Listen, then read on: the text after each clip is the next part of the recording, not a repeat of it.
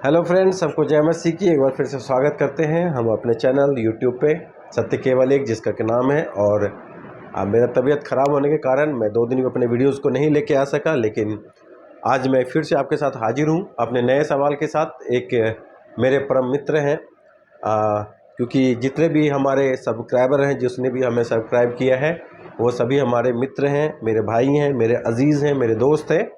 तो एक भाई ने सवाल किया है कि जब परमेश्वर ने चौथे दिन सूरज को बनाया तो रात और दिन की गणना कैसे की गई। सही है उनका कहना भी, ठीक है कि जब तक आप, मैं फिर से कहता हूँ, जब तक आप सवाल नहीं करेंगे तब तक उसका जवाब कैसे मिलेगा। तो आइए हम चलते हैं अपने जवाब की तरफ।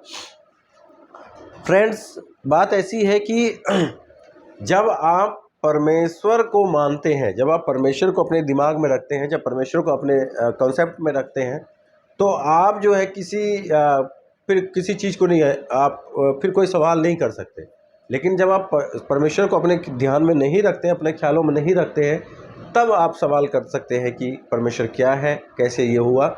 मैं कहता हूँ कि आप मुझे बताएं, आप में से जितने भी मेरे सब्सक्राइबर हैं, जितने भी मेरे व्यूवर हैं, चाहे जितने भी लोग हमें देख रहे हैं या जितने भी मेरे वीडियोस को सुन रहे हैं, मैं आपसे एक सवाल करना चाहता हूं कि आप लोगों में से कौन से भाई ऐसे हैं जो प्लॉट खरीदते हैं और वहां पे डायरेक्ट ही बल्ब लगा देते हैं, या आप घर बनाने से पहले, कमरे बनाने से पहले ही आप पंखे लटका देते हैं, है ना। कौन भाई ऐसे हैं जो ऐसा करते हैं? नहीं, बल्ब, पंखे और सारे इंस्ट्रूमेंट कब बनता है? जब कमरे तैयार हो जाते हैं, जब घर बन जाता है, तब हम लगाते हैं।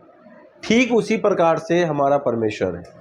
जब हम उत्पत्ति 1 का 3 और 5 में पढ़ते हैं, तब घोषित करती है कि जब परमेश्वर ने कहा उजियाला हो, तो उजियाला हो गया। और परमेश्वर ने उजियाले को देखा कि वह अच्छा है, और परमेश्वर ने उजियाले को अंधियारे से अलग किया। और परमेश्वर ने उजियाले को दिन और अंधियारे को रात कहा, तथा सांझ हुई, फिर भोर हुआ, और पहला दिन हो गया। कुछ वचन को पश्चात सूचित किया जाता है, और परमेश्वर ने कहा दिन और रात हो गया। कहने का है कि जब परमेश्वर को पहले बल्ब लगाने की ज़रूरत नहीं है, परमेश्वर को पहले हैलोजन लाइट जलाने की ज़रूरत नहीं है, क्योंकि परमेश्वर का तेज ही बहुत है, परमेश्वर का लाइट ही बहुत है। परमेश्वर जो भी चाहे वो कर सकता है। क्योंकि आप जब हम पढ़ते हैं उत्पत्ति उसका 1:14-19 में, एक अनंतकालीन और सामर्थी परमेश्वर को अपने दिमाग में, अपने ध्यान में लेते हैं, तो परमेश्वर को सूरज, चंद्रमा और सितारों को प्रकाश प्रदान करने की आवश्यकता ही नहीं है। परमेश्वर स्वयं ही प्रकाश है। पहला यूहन्ना 1:5 घोषित करता है कि जो समाचार हमने उससे सुना और तुम्हें सुनाते हैं, वो यह है कि परमेश्वर ज्योति है और उसमें कुछ भी अंधकार नहीं। क्या है? परमेश्वर खुद ज्योति है, परमेश्वर खुद सामर्थ्य है, क्योंकि वो परमेश्वर है। परमेश्वर को कुछ करने की जरूरत नहीं है ना। परमेश्वर को कुछ करने की जरूरत नहीं। परमेश्वर स्वयं ही सृष्टि के पहले 3 दिनों के लिए प्रकाश था। परमेश्वर खुद पहले 3 दिन के लिए प्रकाश था। ठीक वैसे ही प्रकाशित वाक्य उसका 22:5 में कहता है कि जब तक परमेश्वर ने सूर्य, चंद्रमा और सितारों को सृष्टि नहीं की। कहाँ पे लिखा हुआ है? प्रकाशित वाक्य 22:5 में लिखा हुआ है कि जब तक परमेश्वर ने सूर्य, चंद्रमा और सितारे की सृष्टि नहीं की, तब तक परमेश्वर स्वयं ही आश्चर्यजनक रीति से दिन के समय प्रकाश प्रदान किया करता था, और ऐसे ही उसने रात के समय भी होगा। उत्पत्ति 1:14, है ना। तो जैसा कि मैंने पहले ही कहा कि जब हम घर बना लेते हैं, उसके बाद हमें लाइटिंग की ज़रूरत पड़ती है, उसके बाद हमें बल्ब लगाने की ज़रूरत पड़ती है। ठीक उसी तरीके से जब परमेश्वर ने इस सृष्टि की रचना कर दी, उनको जब लगा कि हाँ अब हमारी सृष्टि बन चुकी है, अब इसमें बल्ब लगाना है, तो उसने सूरज को बनाया। और जैसे हम रात में नाइट बल्ब जलाते हैं अपने सोने के लिए, कि ठंडक के लिए, उसी तरीके से रात में सोने के लिए परमेश्वर ने चांद बनाया, ताकि उसकी शीतलता में हम आराम से सो सके। छत पे जब हम सोते हैं तो हमें वही फील होता है जो हम अपने कमरे में नाइट बल्ब में फील हम लेते हैं। तो इसका अर्थ ये हुआ कि परमेश्वर जो है, उसको पता है कि कब उसको बल्ब फिट करना है, कब उसको लाइटें लगानी है। आगे जब हम पढ़ते कहता है दिन और रात प्रकाश से कहीं अधिक महत्वपूर्ण वह प्रकाश है उन सभी को अनंत जीवन प्रदान करता है जो उस पर विश्वास करते हैं, और जो उस पर विश्वास नहीं करते वह बाहर का अंधकार में डाल दिए जाएंगे और रोना और दांतों का पीसना होगा।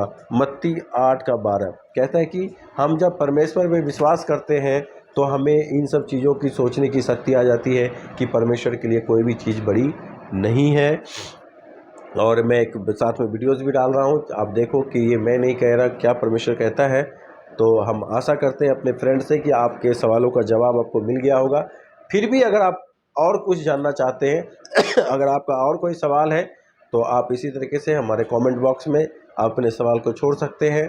मैं पहले ही कहा, जो जेन्युइन आपका सवाल होगा जिसका कि उत्तर दिया जा सकता है, कुतर्क का नहीं, अगर सच में अगर कोई सवाल है, मुझे लगता है कि आपको जवाब दिया जाना चाहिए, तो मैं उस चीज़ का जवाब आपके पास ज़रूर लेके आऊँगा। और मैं आशा करता हूँ कि जिस तरीके से आपने हमारे चैनल को प्यार दिया है और देते रहे। हमारे चैनल को लाइक करें, सब्सक्राइब करें और आगे तक बढ़ाएं, लोगों तक बढ़ाएं, ताकि और तक पहुँचता रहे आप में से। जैसा कि मैं आपको पहले ही कहा, सोमवार रात को 8 बजे से लेकर 8:30 बजे तक मैं आपके साथ लाइव रहूँगा अपने इसी फेसबुक, इसी व्हाट्सएप चैनल पे, सत्य केवल एक पे। तो आप हमसे लाइव में आके बातें कर सकते हैं। प्रत्येक सोमवार रात को 8 बजे से लेकर 8:30 9 बजे तक मैं आपके पास लाइव रहूँगा। तो आपसे आशा करता हूँ कि जितना से जितना हो सके हमारे साथ जुड़े, जितना से जितना हो सकता है हमारे साथ करें। और अगर आप कोई प्रेयर पॉइंट छोड़ना चाहते हैं कि हम आपके लिए प्रेयर करें, तो कमेंट बॉक्स में हमें प्रेयर पॉइंट दें, हम आपके लिए प्रेयर करेंगे। आपको परमेश्वर आशीष दे। सबको जय मसीह की, जय श्री राम।